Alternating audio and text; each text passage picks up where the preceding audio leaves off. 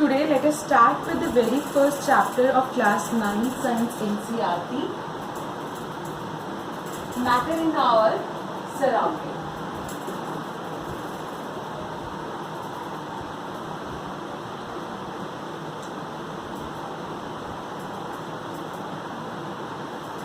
So what is basically matter? In our everyday life, we see many different things. Fine, for example, this board pen or this duster, this board, everything is a kind of matter. So what is matter? Matter is anything which occupies space and has a mass.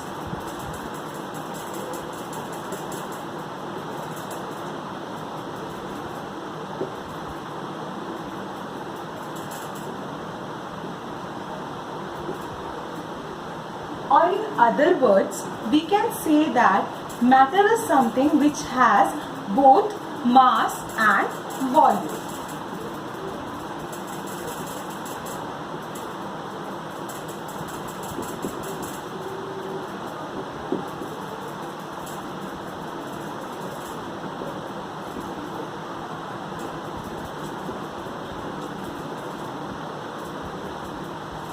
Fine. So, now, what is this matter made up of? All these things can be broken down into smaller fragments, fine, and the smallest fragment or the section of a matter will be called as particles. That is, matter is made up of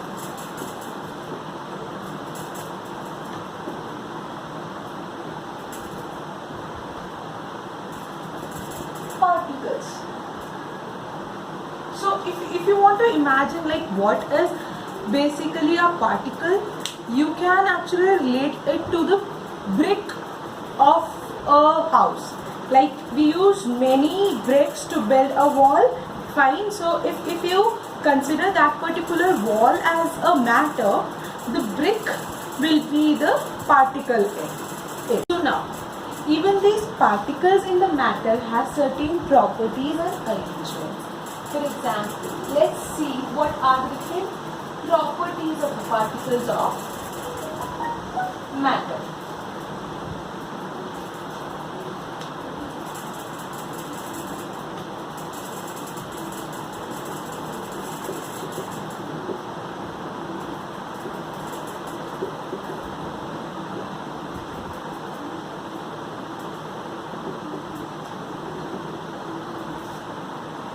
First thing,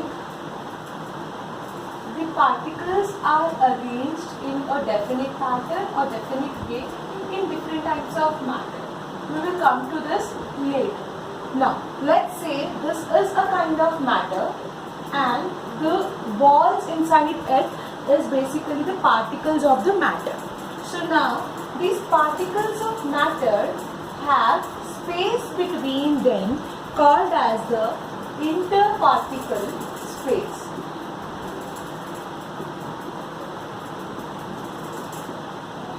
This space again varies from matter to matter depending on the state. Fine, we will talk about it in detail in the next topic. Plus, these particles have a force of attraction between each other, which is called as the interparticle force of attraction.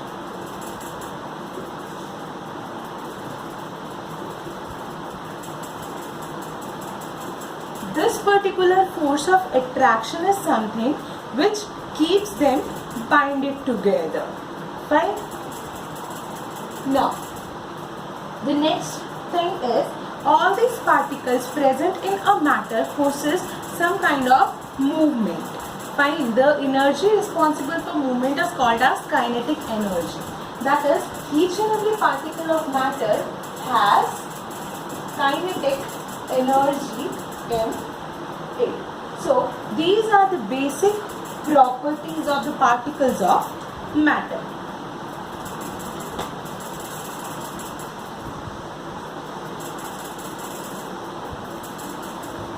Now let us talk about the three different states of matter. There are different states of matter. Fine. There are three different states of matter. What are they? Solid, liquid, and gaseous state. These are the three different states of matter. So first, let us talk about solid.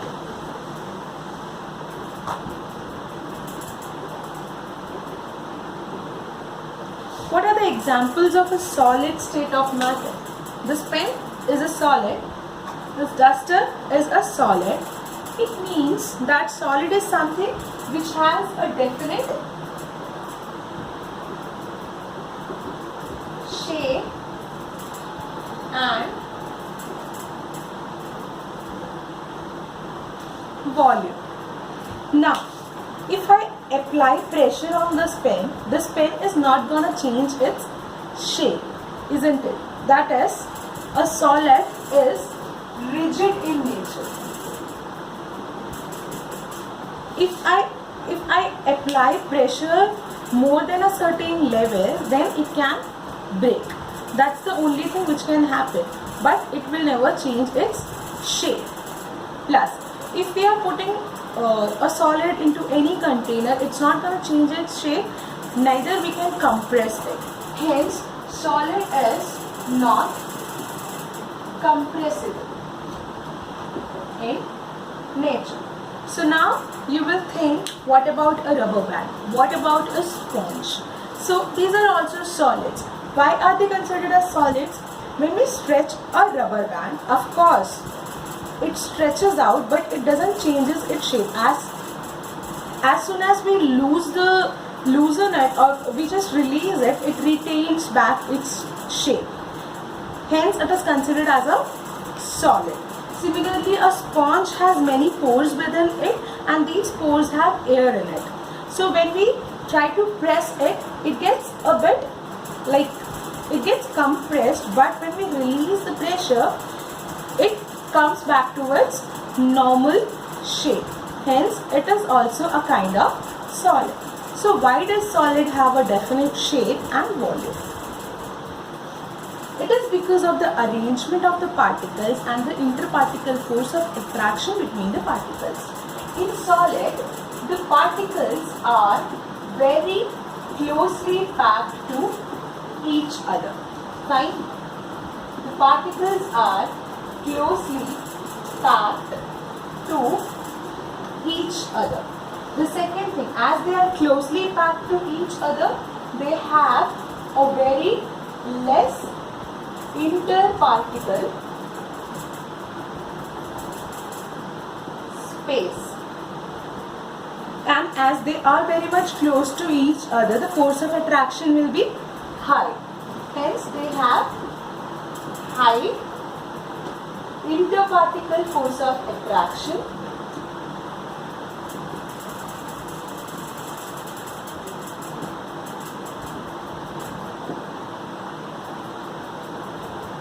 And as there is less space to move around, the particles do not have so much of space to move around. Hence, they possess a very less amount of kinetic energy. इसका example मैं तुम्हें ये दे सकती हूँ, अगर मैं तुम्हें इस क्लासरूम को कम्प्लीटली डेस्क से भर दूँ, एक क्लासरूम को, और वहाँ पे तुम्हें मैं अगर भागने के लिए छोड़ूँ तो तुम्हारे पास बहुत कम स्पेस अवेलेबल हुआ. हेंस जो मूवमेंट होगा वो उतना कम होगा. हेंस जो काइनेटिक एनर्जी है वो कम हो गई तुम्हारी. ठीक है. बल्कि अगर मैं एक खाली ग्राउंड में छोड़ दूँ तो तुम ज़्यादा भाग सकते हो. ठीक है. वहाँ काइनेटिक एनर्जी इंक्रीज हो जाएगी. सिमिलरली सॉलिड में क्या है, पार्टिकल्स बहुत क्लोजली पैक्ड है, तो इसके पास जो है मूवमेंट के लिए स्पेस कम अवेलेबल है. Hence it poses very less kinetic energy. Next, let us talk about the liquid state of matter.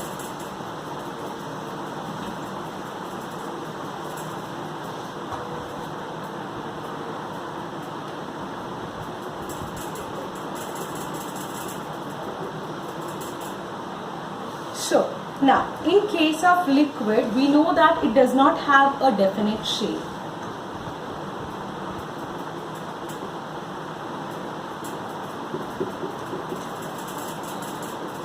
क्यों नहीं है बेटा डेफिनेट शेप? बिकॉज अगर हम उसको बाल्टी में डालेंगे तो वो बाल्टी के शेप का दिखेगा, बॉटल में डालेंगे तो बॉटल के शेप का दिखेगा. इसका मतलब लिक्विड के पास कभी भी जो है एक डेफिनेट शेप नहीं होता है. Clear? Plus but it has a definite volume.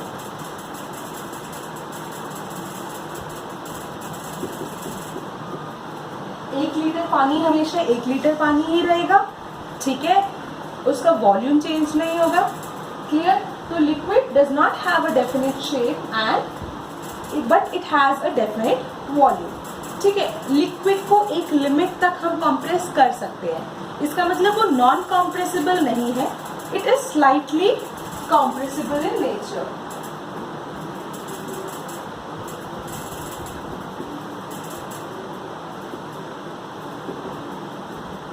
ठीक है, प्लस लिक्विड जो है फ्लो करता है और अपने शेप को कॉन्टिन्यूअसली चेंज करता रहता है. Hence it is also called as fluid in nature. ठीक है, now let us talk about the arrangement of particles in liquid. अब लिक्विड में क्या होता है बेटा, जो पार्टिकल्स का अरेंजमेंट है वो कंपैरेटिवली दूर दूर होता है सॉलिड से. ठीक है, they are little far away from each other.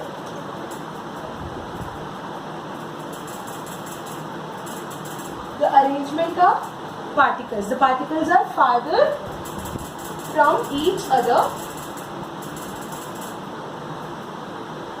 as compared to solid.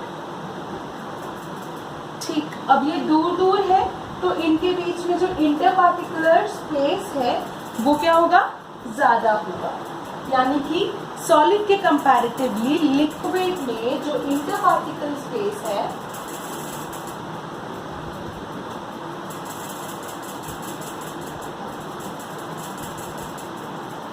that is more. Fine. अब स्पेस ज्यादा है तो फोर्स ऑफ अट्रैक्शन क्या होगा, कम होगा. ठीक है, सॉलिड के comparatively force of attraction will be less.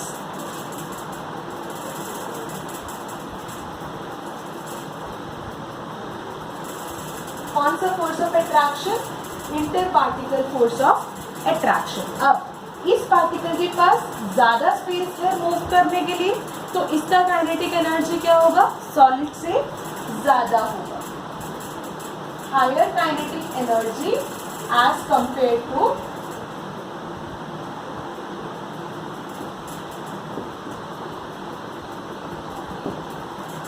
solid. ठीक है, these are basically the arrangement of particles in case of liquid. Now let us talk about gases.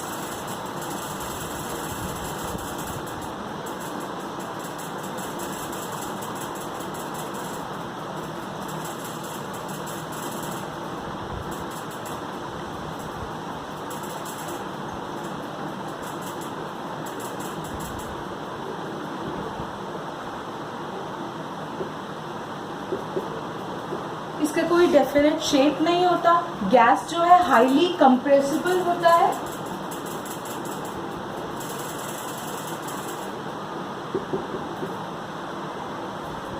And it is highly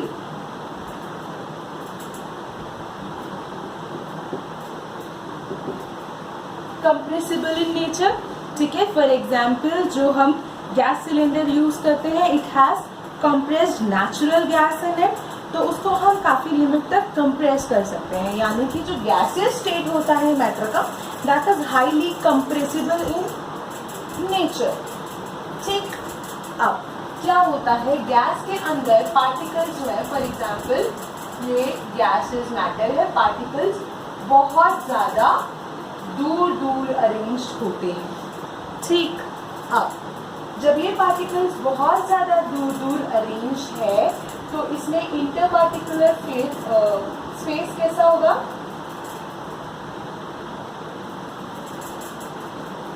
will be very high, ठीक है। और force of attraction कैसा होगा, very low इंटरपार्टिकल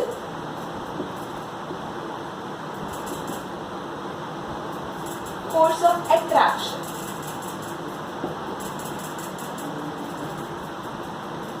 clear.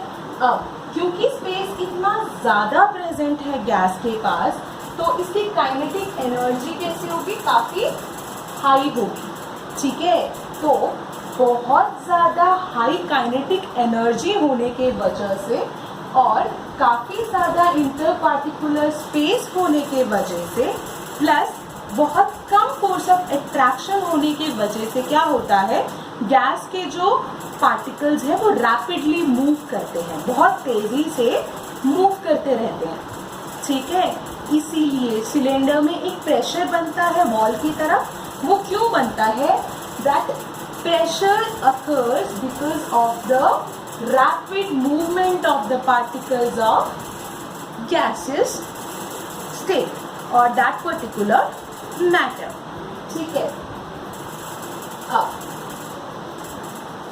तो अगर मैं differentiate करूं solid, liquid और गैस को, ठीक है, तो क्या होगा बेटा, सॉलिड जो है उसमें पार्टिकल्स बहुत टाइटली पैक्ड है, लिक्विड में कंपैरेटिवली लूजली पैक्ड है और गैसेस में बिल्कुल ही लूजली पैक्ड है, ठीक है। जिसके वजह से सॉलिड में जो इंटरपार्टिकल स्पेस है वो बहुत कम होगा, लिक्विड में उससे ज़्यादा होगा और गैस में उससे भी ज़्यादा होगा, ठीक। अब इंटरपार्टिकल स्पेस के ऊपर डिपेंड करेगा क्या, इंटरपार्टिकल फोर्स ऑफ अट्रैक्शन। तो फोर्स ऑफ अट्रैक्शन किस में ज़्यादा होगा, सॉलिड में ज़्यादा होगा, उससे कम किस में होगा, लिक्विड में, और उससे ज़्यादा कम किस में होगा, गैस में। अब इंटरपार्टिकल स्पेस के बेस पे ही डिपेंड करता है कि किसमें कितना काइनेटिक एनर्जी होगा।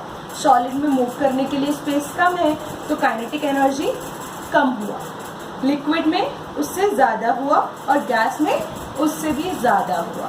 गैस में इतना ज़्यादा काइनेटिक एनर्जी है कि जो पार्टिकल्स हैं वो रैपिडली मूव करते हैं। अब हम बात करते हैं a process called as diffusion.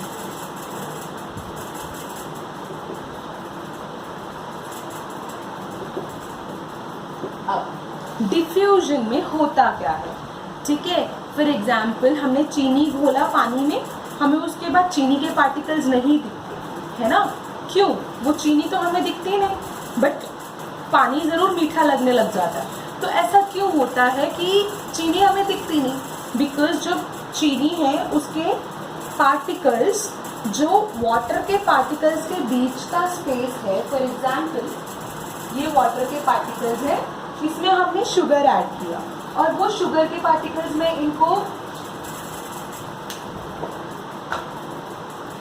Blue colour से मेंशन करती हूँ, ये वाटर के पार्टिकल्स हैं और जब हमने इसमें शुगर को घोला तो वो इन वाटर पार्टिकल्स के बीच में जो इंटर पार्टिकल स्पेस है वहां पे छुप गया, ठीक है। और इसी प्रोसेस को हम कहते हैं डिफ्यूजन, ठीक है। तो रेट ऑफ डिफ्यूजन जो है कि कौन सा मैटर कितना ज़्यादा डिफ्यूज कर सकता है वो डिपेंड करता है उसकी काइनेटिक एनर्जी में। सॉलिड जो है कम डिफ्यूज कर सकता है, सॉलिड से ज़्यादा लिक्विड डिफ्यूज करेगा और गैस जो है बहुत ईजीली अच्छे से डिफ्यूज करेगा, ठीक है। प्लस इसका जो है टेम्परेचर भी एक बहुत इम्पॉर्टेंट कंटेंट होता है। क्यों होता है, क्योंकि जब हम टेम्परेचर इंक्रीज करते हैं तो इंटरपार्टिकल फोर्स ऑफ अट्रैक्शन जो है वो वीकन हो जाता है, जिसके वजह से स्पेस ज़्यादा क्रिएट होगा और काइनेटिक एनर्जी ज़्यादा प्रोड्यूस होगी, ठीक है। इसीलिए हमें जब खाना गरम गरम बन रहा होता है, ठीक है, तो दूर तक स्मेल आती है, खाने की फ्रेगनेंस आती है बेसिकली, ठीक है। बट जब खाना ठंडा होता है तो उतने दूर तक नहीं आता।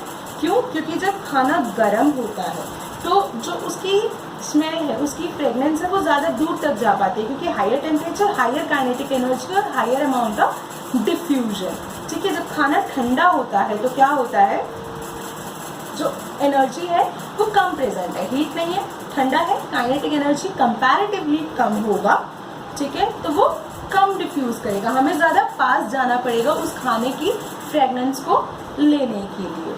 ठीक, अब बात करते हैं क्या ये मैटर इंटरकन्वर्सिबल है?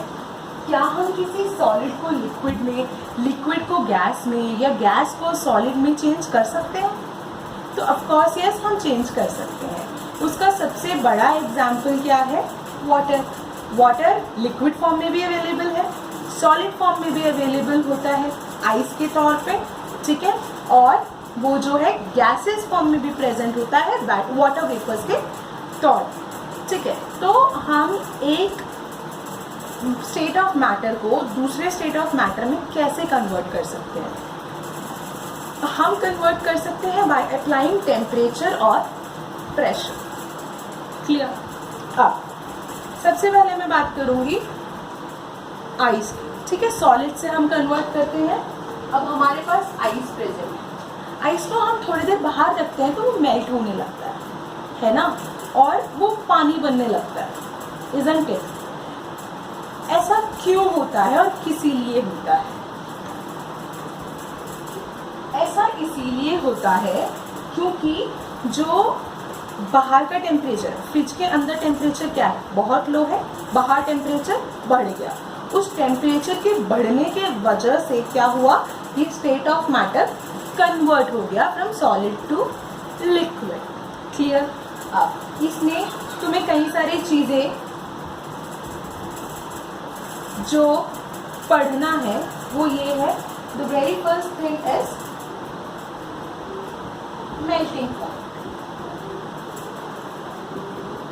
मेल्टिंग पॉइंट क्या होता है?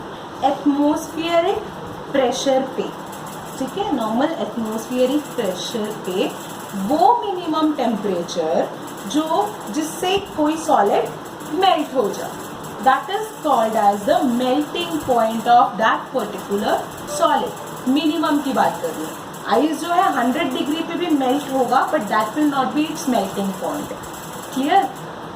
आइस जो है उससे मिनिमम टेम्परेचर जिस पे वो मेल्ट हो जाए उसको हम मेल्टिंग पॉइंट कहते हैं। क्लियर? अब उसके बाद बात करते हैं कि जब आइस मेल्ट होना स्टार्ट होता है उसका टेम्परेचर तब भी उतना ही रहता है, ऐसा क्यों? उससे पहले हम बात करते हैं कि टेम्परेचर के इंक्रीज होने से क्या होता है। अब आइस में हमने टेम्परेचर इंक्रीज करा, ठीक है। टेम्परेचर इंक्रीज करने की वजह से क्या हुआ? जो काइनेटिक एनर्जी है पार्टिकल्स की वो इंक्रीज हो गई, ठीक है। काइनेटिक एनर्जी जब इंक्रीज हुई, पार्टिकल्स दूर दूर मूव करने लगे, तो क्या हुआ? फोर्स ऑफ अट्रैक्शन रिड्यूस हो गया, ठीक है। फोर्स ऑफ अट्रैक्शन रिड्यूस होने के वजह से क्या हुआ? इंटर पार्टिकल स्पेस जो है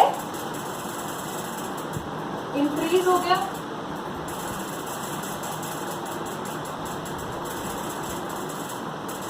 जब इंटर पार्टिकल स्पेस इंक्रीज हो गया, इसका मतलब क्या हुआ? पार्टिकल्स दूर दूर हो गए।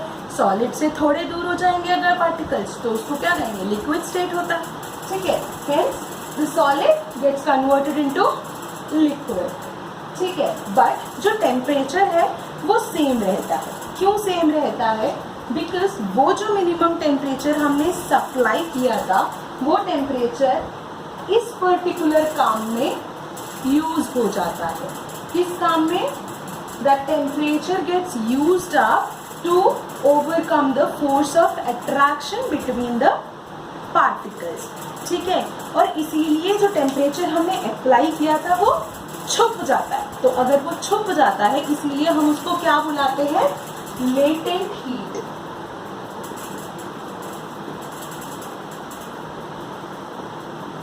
ठीक है, उसको हम क्या कहते हैं? Latent heat. तो जब जो मिनिमम टेम्परेचर एक केजी सॉलिड को लिक्विड में कन्वर्ट करने के लिए यूज होता है, that particular temperature will be called as the latent heat of fusion. Similarly, अब मैंने बोला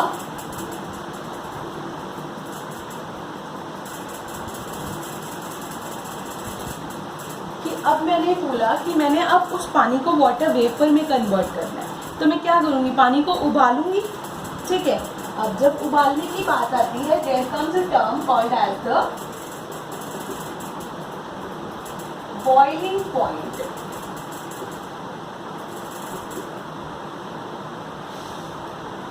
ठीक है, तो बेटा बॉइलिंग पॉइंट क्या होता है, वो मिनिमम टेम्परेचर जिसमें वो particular state of matter boil होना स्टार्ट हो जाए, वो पर्टिकुलर लिक्विड बॉयल होना स्टार्ट हो जाए। तो वो टेम्परेचर जो 1 लीटर लिक्विड को बॉयल करने में चाहिए, मिनिमम टेम्परेचर, उसको हम क्या कहते हैं, boiling point of that particular liquid. ठीक है, अब बॉइलिंग में क्या होता है, ये जो हीट हम सप्लाई कर रहे हैं, ठीक है, ये जो हीट हम सप्लाई कर रहे हैं वो हर एक पार्टिकल के पास पहुंचता है। यानी कि ऐसा नहीं है कि सिर्फ जो सरफेस पे किनारे किनारे पे है वही हीट अप हो रहे हैं या उन्हीं का फोर्स ऑफ अट्रैक्शन ब्रेक हो रहा है, ऐसा नहीं होगा, सारे पार्टिकल्स के पास जाता है। Hence it is called as a bulk phenomena.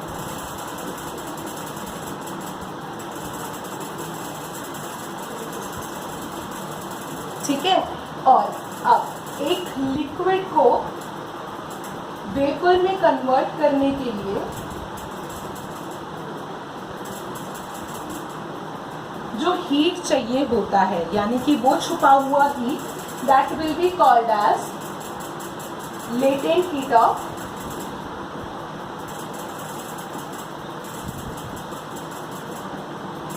Vaporisation. यहाँ पे भी सेम प्रोसेस होता है, हमने हीट सप्लाई किया, काइनेटिक एनर्जी इंक्रीज हुई पार्टिकल्स की, इंटर पार्टिकुलर स्पेस जो है इंक्रीज हुआ और पार्टिकल्स दूर दूर मूव हो गए, हेंस जो मैटर है उसका स्टेट चेंज हो गया।